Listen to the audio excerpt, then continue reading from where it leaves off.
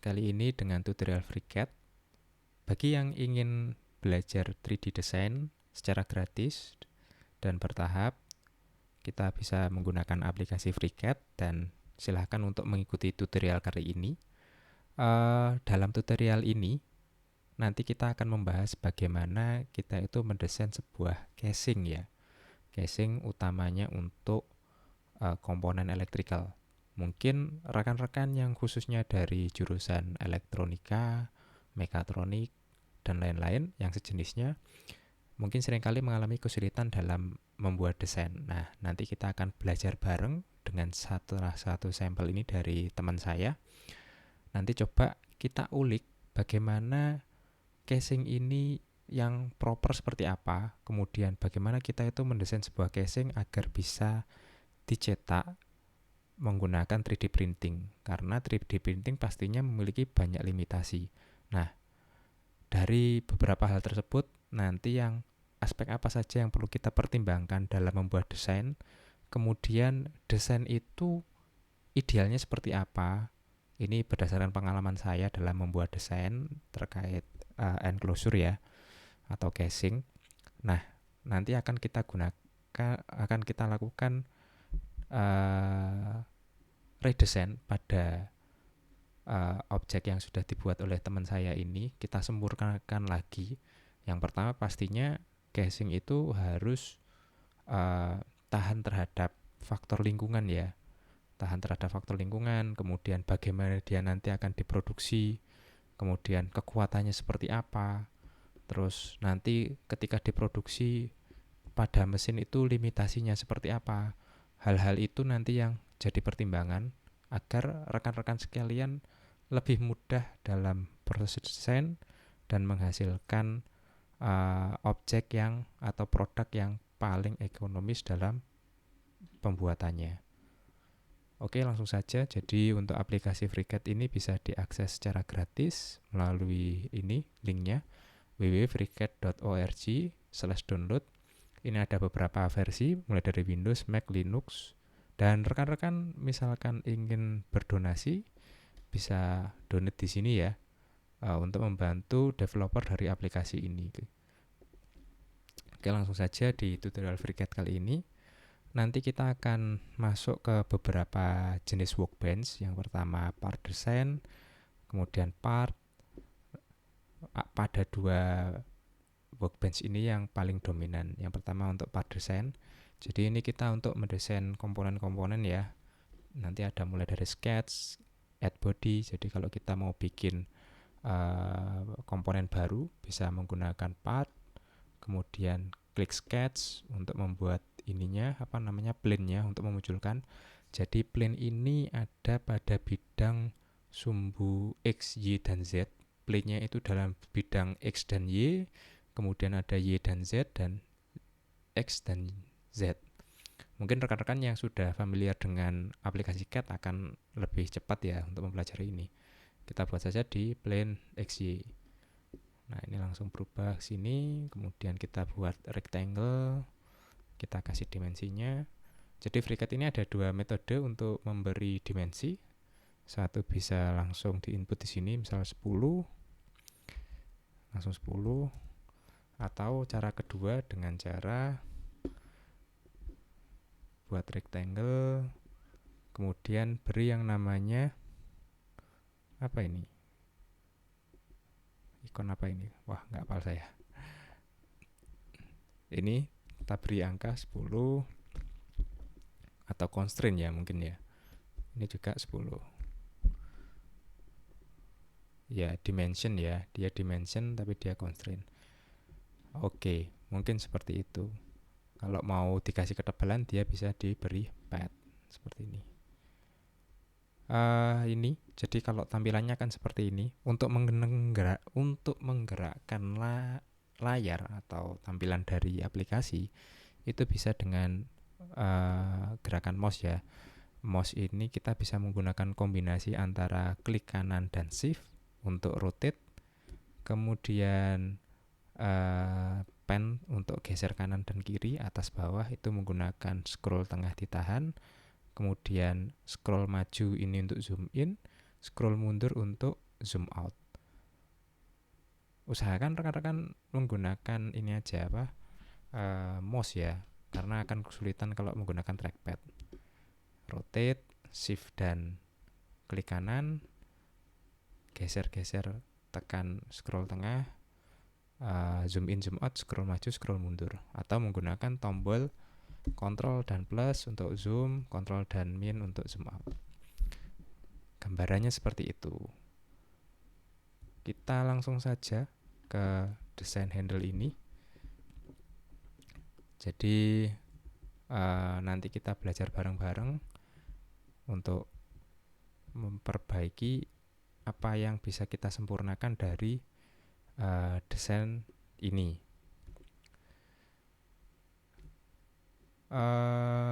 Ini gambarnya sebenarnya sudah saya buat transparan dengan ini ya, kalau di FreeCAD dia bisa dibuat transparan dengan cara klik kanan, pilih appearance, kemudian transparansinya kita naikkan. Saya gunakan 80 untuk mengetahui sisi dalam dari komponen-komponen ini. Memang FreeCAD ini banyak limitasinya, tapi karena dia sifatnya open source dan gratis, sehingga mungkin untuk pemula dan untuk usaha kecil-kecilan dia cukup powerful. Oke. Kemudian ini kan sudah ada beberapa komponen. Kita coba untuk hilangkan dulu ya. Jadi dengan cara di klik objeknya, kemudian spasi, klik objeknya spasi, klik objek spasi, klik objek spasi. Kita lihat dulu desain existingnya. Ini mungkin dari pengalaman saya dalam membuat desain, ini yang jadi PR adalah sebentar. Oke, ini ketemu. Ini untuk navigasinya kita menggunakan ini ya, isofront atau rear ya. Seperti ini. Top bottom. Ya.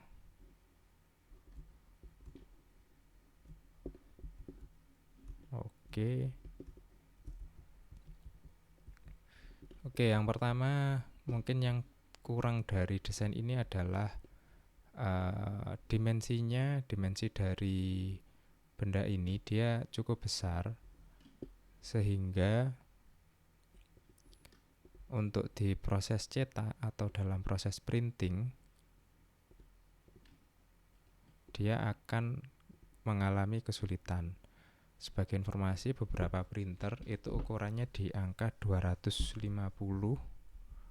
kali 250. Untuk printer ini dia tidak mencukupi ya, makanya dia diparting. Cuman yang jadi kendala adalah parting ini dia garisnya adalah lurus. Nah, ini yang nanti coba kita sempurnakan kembali tanpa melenceng jauh dari desain existing. Itu yang pertama.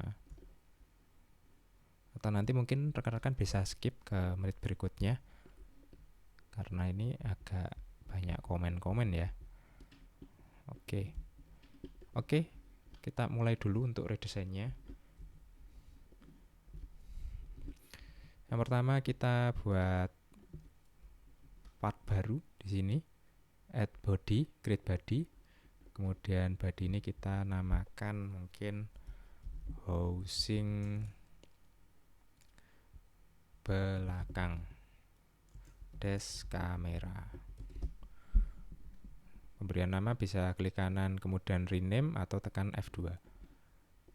Kemudian kita create, plane-nya kita pilih, create sketch kita pilih plane-nya sebelah sini. Yang pertama biar nanti objeknya ini muat, biasanya kita buat garis bantu dulu. Kalau printer ukurannya 250, biasanya saya gunakan 200 kali 200. Tujuannya biar tidak terlalu area kerjanya tidak terlalu mepet dengan tepi. Karena dikhawatirkan ada beberapa printer itu ketika dia terlalu menepi, kekuatan tarik dari magnetnya itu tidak kuat sehingga nanti malah terangkat, atau spring steelnya itu terangkat. Kayak gini misal 230 ini cukup aman lah ya. Oke, 200 kali 230. Kemudian mungkin sebelah sini ini juga mempertimbangkan sisi dalamnya itu apa saja, karena nanti kan kita kalau bikin kalau bikin casing itu juga mempertimbangkan di dalam itu isinya apa, karena nanti hubungannya sama holdernya. Jadi selain dia itu mempertimbangkan kekuatan, nanti dudukan dari komponen yang ada di dalam situ seperti apa itu juga harus dipertimbangkan. Oke, lanjut untuk housing kamera belakang, mungkin kita geser sedikit ke kiri biar dia lebih aman. Ini ada Raspberry-nya, kita buat dulu ya. Sini kita kasih 35. Oke, kasih dimension. Nah, jadi nanti titik potongnya di sini ya, nanti ya kita buatkan titik potongnya. Kemudian nanti connectionnya itu bagaimana antara kiri dan kanan biar dia lebih kuat. Oke, kita usahakan tidak terlalu banyak perubahan desainnya. Kita geser dulu untuk sketsnya, posisinya biar agak ke kiri.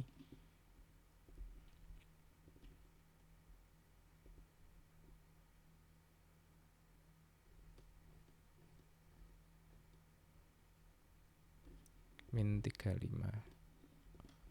Oke.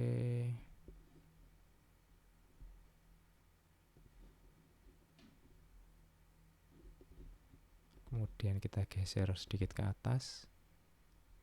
Oke, segini aja wis. Nah, ketika kita bikin sambungan, kendalanya seperti ini. Kadang dia nggak ketemu ya. Nanti malah bikin PR lagi dia. Ukuran printer juga macam-macam. Cuman kita gunakan yang umum, yaitu di 250 mili. Itu rata-rata printer ukurannya segitu, maksimal ya. Cuman kalau bisa bikin benda kerja itu di bawah dari ukuran tadi biar masih ada batas toleransi. Kita dekati aja nilai-nilainya, jadi nggak usah sama karena ini bagian luar aja ya. Ini masih bagian luar, jadi tidak terlalu berdampak. Nanti yang agak krusial bagian dalam.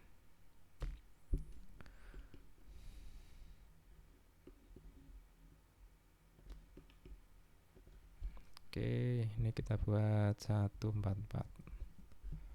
Jadi lebarnya nanti printingnya 144 kali 200-an. Oke. Ini 2 3. Oke ya, sudah benar. Oke, close. Selanjutnya kita paskan dia. Nah, ini yang jadi PR adalah dia ada bagian yang keluar ya, mounting kameranya. Oh, ini sudah cukup oke.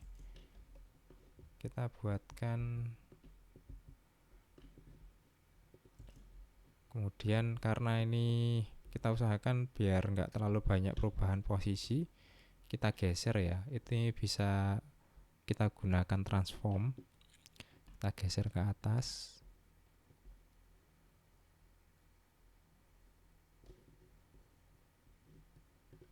Kurang naik sedikit.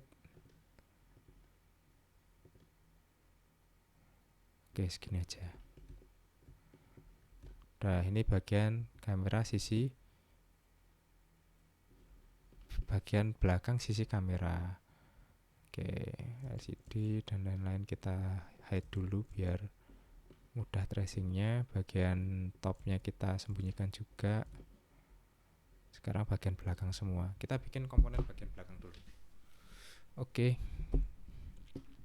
Selanjutnya kita buat part dulu yang berikutnya.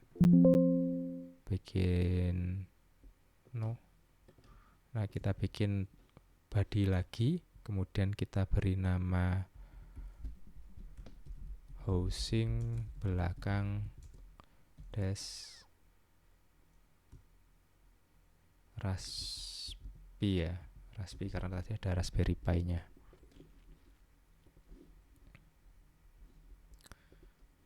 Kita plane-nya XY, kemudian kita geser mendekati sisi yang sudah kita buat tadi.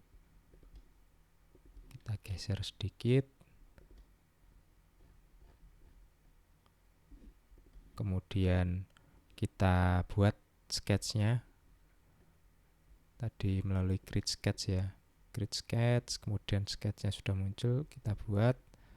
Setelah kita geser-geser menggunakan ini, dia ada placement, position. Ini yang kita ubah-ubah untuk geser kanan kiri, maju mundur atau atas bawah. Kalau sudah, ini kita buat sketch-nya mendekati existing. Kita nanti optimize di sisi desainnya agar dia memiliki kekuatan yang lebih bagus dan proteksi yang lebih baik. Oke, selanjutnya ini ukurannya kita beri dimension. Ini kita buat 172, terlalu kecil, 73. Oke, sama dengan sebelahnya. Kemudian panjangnya kita beri dimension, berarti 132. Oke, sudah. Atasnya juga sudah. Kemudian bagaimana nanti untuk connection-nya, hubungan kanan dan kiri. Connection ini macam-macam ya. Jadi nanti kita bisa gunakan plate atau kita gunakan dovetail atau kombinasi. Jadi penghubungnya nanti menggunakan dovetail, terus nanti diperkuat dengan plate seperti itu. Nah, ini sudah sketchnya sudah muncul, tapi kurang naik. Kita naikkan dulu, Z-nya kita geser ke atas. Bisa pakai scroll up terus. Nah, sudah dapat. Nah, kembali lagi ke housing belakang kamera, sisi kamera. Untuk mengaktifkan bagian ini bisa kita double klik dulu kamera. Kemudian untuk memberi ketebalan pada bagian ini, kita bisa lakukan pad ya. Klik sketch-nya, kemudian kita pad dulu.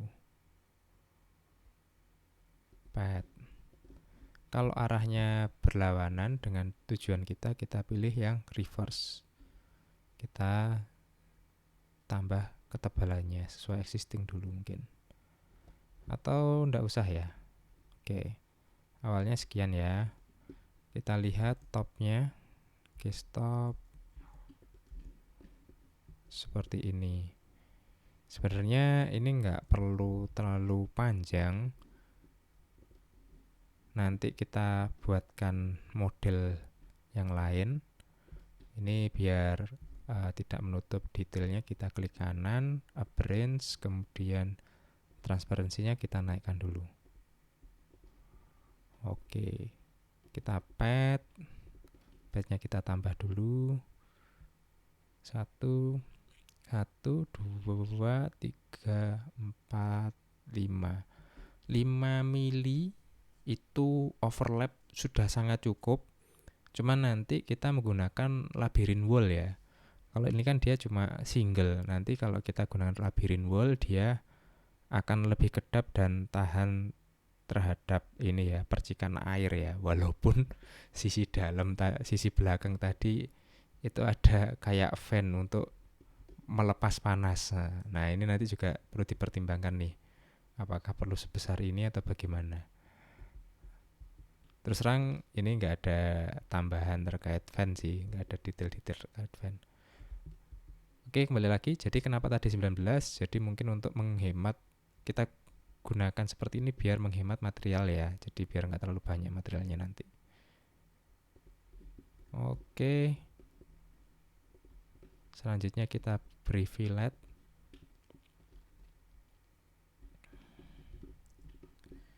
Kemudian kita select ya. Jadi klik. Sorry, kecepatan. Jadi kita klik dulu ujungnya, kemudian kita klik lagi ujung yang lain dengan menekan tombol kontrol untuk memilih dua bidang, kemudian klik fillet. Fillet kita sesuaikan dengan desainnya tadi, ukurannya seperti apa. Nah, mendekati aja. Kemudian oke ya, seperti itu. Kemudian sisi sebelah juga sama. Kita double klik dulu, kemudian kita beri ketebalan, samakan dengan sebelahnya, yakni dengan D-pad, reverse, karena arahnya kurang sesuai, kita beri ketebalan 19, sama. Kita buat dia lebih transparan. Oke.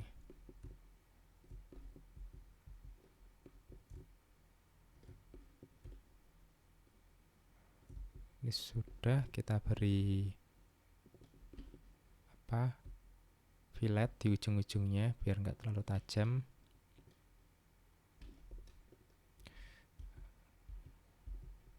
Satu, dua, tiga. 1, 2. Oke. Mungkin sekian, 7 cukup. Oke, ini kita sudah bikin dua komponen ini. Bottom.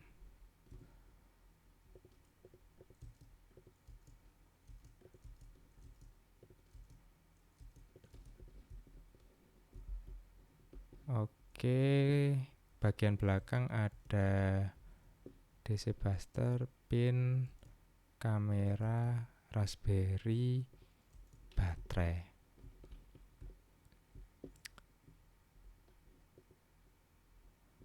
Oke, kalau diperhatikan, inti dari komponen ini kan hanya ini saja nih.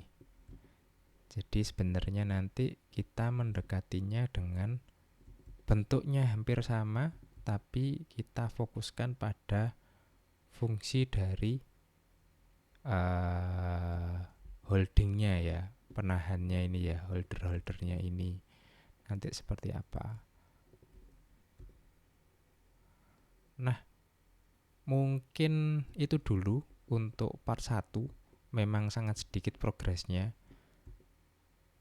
Nanti bisa kita lanjut ke part 2. Terima kasih rekan-rekan. Nanti kita lanjut di part berikutnya.